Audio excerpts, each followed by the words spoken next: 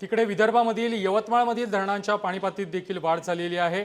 बेंबळा धरणाचे 6 दरवाजे हे उघडण्यात आलेले आहेत। यवतमाळमधील अनेक नद्या दुतडी भरून वाहू लागलेल्या आहेत। धरणांमधील पाणीपातळीमध्ये वाढ झालेली आहे।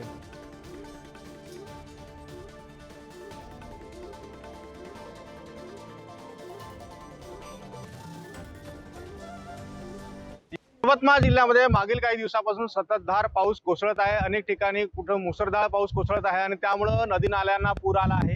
सध्या मी यवतमाळ जिल्ह्याच्या बाभुळगाव तालुक्यातील बेंबळा नदी प्रकल्पावर आहोत।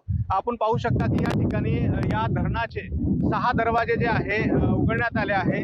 50 सेंटीमीटरने उघडण्यात आले आहे आणि साधारण 258 क्युसेक पाण्याचा विसर्ग इथं होतोय। सध्या आपण पाहू शकता की त्याच धरणाच्या काठावर आपण आहोत। या ठिकाणी मोठ्या प्रमाणात हे पाणी सोडण्यात आलेलं आहे आणि यवतमाळ जिल्ह्यात हे मोठं धरण आहे आणि 5 तालुक्यात या धरणाचं लाभक्षेत्र आहे, ज्या माध्यमातून सिंचन व्यवस्था इथं केली जाते, ज्याच्यामध्ये नेर आहे, बाभुळगाव आहे, राळेगाव आहे, कळंब आहे आणि मारेगाव आहे। आणि सध्या हे धरण जे आहे आता एकूण क्षमतेच्या 48% या धरणामध्ये पाणी साठा आता साठलेला आहे।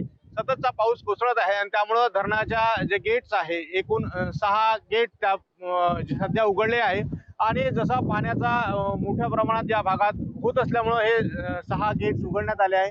जर अजून पाऊस पडला तर यापेक्षाही अधिक गेट्स उघडण्याची शक्यता आहे। सोबतच या ठिकाणी कुणीही कुठलाही अनुचित प्रकार घडू नये म्हणून इथं प्रतिबंधही घालण्यात आलेला आहे। कपिल शामकोर, पुढारी न्यूज, बाभुळगाव, बेंबळा, यवतमाळ।